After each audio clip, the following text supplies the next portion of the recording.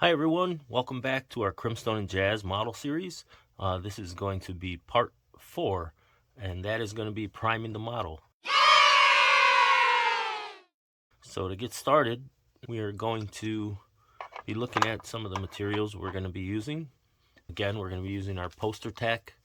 We already have some that we pulled out last time when we were dry fitting the model, when we were cleaning it up, prepping for priming in part 3. You're going to want to use some gloves. Again, this is all personal preference. You don't need gloves, but when you're spraying spray paint on a model that you're holding, chances are you're going to get some spray paint on your hand. You're going to need your model, obviously, in the 3 assemblies that we have made. We have the completed CRIMSTONE model, we have Jazz, and we have the base.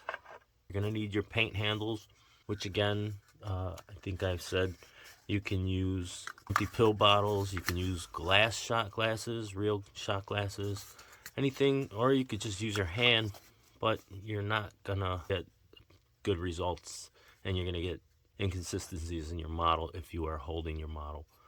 So it's better to have a paint handle. You're gonna need your primers. You can use one, you can use the other, or in this case, we're gonna use both. Reason being, we're going to do what's called a zenithal highlight, and which is basically you're going to spray the whole thing black, and then you're going to come in with your white spray paint, and you're just going to spray it at maybe a 45-degree angle. What that does is once you put the paint on, it helps with natural highlights and shadows. So when you're looking at the bottom of the model, it's going to look more shadowy, which obviously if the light is coming from the top, you're going to have your highlights on the top. So it's going to make your paints look brighter at the top, darker at the bottom, which again is natural if you have a light coming from the top. And then you're going to probably, this mask is not a respirator. So if you're not doing this in a well-ventilated area and you're afraid of fumes, aerosol content, you probably go to a big box store such as Home Depot, Menards, Lowe's, or whatever the store of choice is for you. You get a respirator, probably $15 if you really want one. This is more for the dust particles that come out of the spray paint. I'll be doing this in my garage, so it's pretty it's pretty open where I'm not going to get lightheaded. Really don't use this if I'm doing one little model, but if I'm airbrushing without a vent or acrylic paints, I'll probably have this on. So when I say putting your stuff on a paint handle, this is what I'm talking about. So we're going to take our blue tack, we're going to knead it up really good where it's kind of sticky, which is what we're looking for. We're going to take a decent amount and we're going to push it on the paint handle. Just make sure it doesn't come off. Now, when we put this model together, you're pretty much not going to see anything on the bottom here. So naturally, spots like that are going to be the best for sticking your blue tack. Nothing in this gap, so you just got to make sure you get enough coverage where the model's going to stay on. Down, firm, but don't press on the arm because you glued it, and obviously it's a fragile connection. You don't want to break the connection, or worse, the model in spots you don't have to. As you can see, this is going to hold. We're not going to be shaking it around. We're not going to be turning it upside down like I am. Just want to get the spray paint on it. So we're going to be holding this. We do our spray painting. Probably going to hold it at about this distance, which is about a foot, 8 or 10 to 12 inches away. Gonna want to do light passes. I'm telling you this now because when I go in the garage, I'm not going to be able to film and do it at the same time. I might need both hands, and if I don't, I'm going to use this Lazy Susan, turn the model around, spray paint it. But we're going to start with the black spray paint. Start your spray painting. You're going to want to shake the spray paint just to where you hear that mixing ball in there. You want to do that for about a minute. Just make sure, shake it really good.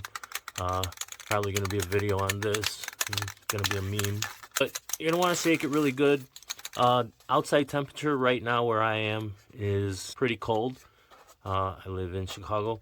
The outside temperature does not matter. I know some people say don't prime in the cold, don't prime in the heat. There are a couple reasons why, and I'll tell you why. Temperature outside really doesn't matter short amounts of time. What matters is the temperature of this can. So you want to keep it around room temperature. Bake it up. If it's too cold, you're not going to get the pressure. You're going to ruin your model. Temperature matters where you're in damp areas or really dry areas. So, for example, if you're in Florida and really humid, spray your spray paint. A lot of moisture in the air, and you're going to get tiny paint drop in your paint over a good period of time. So if you're spray painting for minutes at a time, you're going to get a poor prime. If you're in Arizona and you're too far away where the paint is going to dry before it hits your model, you're going to get a really rough sandpapery finish on your model, and it's not going to adhere. What it means is that the paint is drying before it hits your model. Those little tiny dust paint particles are going to stick to the wet paint that got on your model, and it's going to look really crappy. It's best to, when you're priming outside, again, 15 inches away, you're going to start your spray off of your model. So you're going to start it here, aiming that way, and you're going to go in a light pass across. And you're going to keep doing that little paint, like 1, 2, 3, 4. You're going to go back and forth till you coat the model.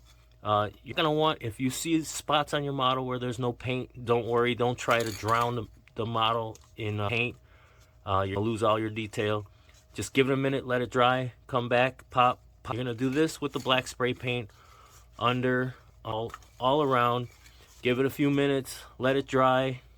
You're in a cold area, you're probably going to want to let it dry inside. That is done. Once your black spray paint is completely dry, you're going to take your white spray paint. And now, instead of turning your model under where you're going to get the lower parts where it would be where the shadow effect would take place, you're going to come in over the top, spray it straight down. Don't worry if you don't get everything white. That's not what you're looking for. You're just looking for, like if you notice on his shoulders, everything that's raised is going to look like it's raised once you hit with the white spray paint. You do that, and you're going to come at a 45-degree angle, everything. And again, you're not looking to completely cover this thing white. You're just getting a highlight. Back in the house, you're going to let it dry, and then we'll come back, actually start base coating it. But let's finish put assemblies on here. So with Jazz, little Jasmine over here, you're going to want to take note as to where she sits on the shoulder. And that is pretty obvious because there's a little hole where the peg goes. You know, the bottom of her, you're not going to see when you paint it. So that's the spot you're going to want to stick her on your paint handle. And you're not going to want to sit her all the way there. You probably want to get her on the edge so you can get some paint in spots where you need paint. Be a little too much the way I had it there. Again, all this spot underneath her is not going to be visible once she's sitting on CRIM's shoulder. So we're going to take that, and now I can spray. My paint's going to get under. I can get paint everywhere. Have Jazz. Now the last thing is the base. The base, again, you're not going to see this bottom, but you're still going to want to spray paint whatever you can. So just going to stick that on there. So everything is good and ready to go. I'll have my gloves on. I'll spray paint it. If I have to use the Lazy Susan while I'm filming, I'll come in, I'll turn it, spray it, film, turn it. It's better to have them on these handles because you can get underneath and everything. So we're going to take a short break. When you see me, I'll be in the garage spray painting this, and back in a second. All right, we're going to start with our CRIM. Like I said before, you're going to shake up your spray paint pretty good. Mine's been good, so I'm going to use this Just a side note, this can also be used as a paint handle, just like that. Now, one thing you're going to want to do, this is a new can. You can see the tip. We're going to test it out to make sure that we're spraying properly, getting a good consistent spray. No clogs, no nothing. So everything looks like it's coming out good.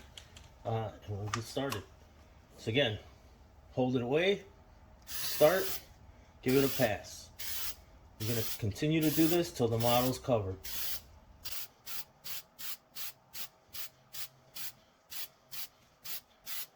Like passes, you go up, down, whatever. If he looks like he's getting too shiny, you want to stop, let it dry off. I'm going to hold off on that. I'm going to let it dry a bit. I'm going to move to the base. That's the second biggest thing. And again, you're not looking to make it completely blackened immediately. It's going to build up over some coats. Again, you're not going to see the bottom, but it won't hurt. Alright, I'll let that dry for a bit. Come back for a few more passes. We're going to go to Jazz now. The reason you want to start away from your model and then work it past it and stop off of the model is in case there's a clog or there's no pressure consistency in their can. You don't want that clog to blow on your model and then you have to start all over cleaning it. It's a big process, and for beginners you're probably just gonna abandon the model. So again, you don't want to get it all clogged. We're going to let that dry up a little bit. If you can see, the CRIM model is starting to look pretty good. Again, before you do all this, you're going to want to make sure it's completely secure with your paint handle, so it doesn't fall off while priming, because that is a terrible thing. Trust me. I think I got a pretty good prime on CRIM here. If you can see, everything looks pretty sharp. You can still see the detail, which is very good. You don't want to cover it. When you start laying that primer on very thick, you're going to obscure detail. One of the spots I noticed that you could do that is his face and the CRIMSTONE logo. If you start to clog those crevices, you're not going to get a good paint. So we'll continue with this. I think that looks pretty good. We'll give Jazz maybe one more pass. She's still a little shiny, so I'm gonna aim for the spots that ain't as shiny. She looks like she took the first time pretty good. So we're gonna stop this. We're gonna let our models dry for a bit. We'll come back in a little bit and we'll do our white Zenithal. We're back for our white Zenithal Prime. It's been about 20 minutes. Everything looks pretty good as far as drying wise and ready for another coat. One thing you can do if you're impatient, you can take your hair dryer on no heat and you can just hold it to your model until it starts drying a little bit. Once again, with this white, we're not trying to make it completely white. We're trying to make a few passes and just at a 45-degree angle. We are not going to turn it like this. Maybe once or twice just to get a little bit, but we are not going to go completely 90 degrees to the surface. So again, shake your can. You want to make sure you got a good coat, nothing's spurting out, it's not coming out goofy. Hold it off the model, give it a pass. Don't be alarmed if it looks streaky at first. You just want it to get some coverage. We are going to be painting over this, so anything if it looks blotchy as far as speckly, that's okay as long as there's no texture on it. Once it's completely dry, you don't want that sandpaper finish. But again, we're not trying to cover everything, just a couple passes. 45-degree angle, roughly 45-degree angle.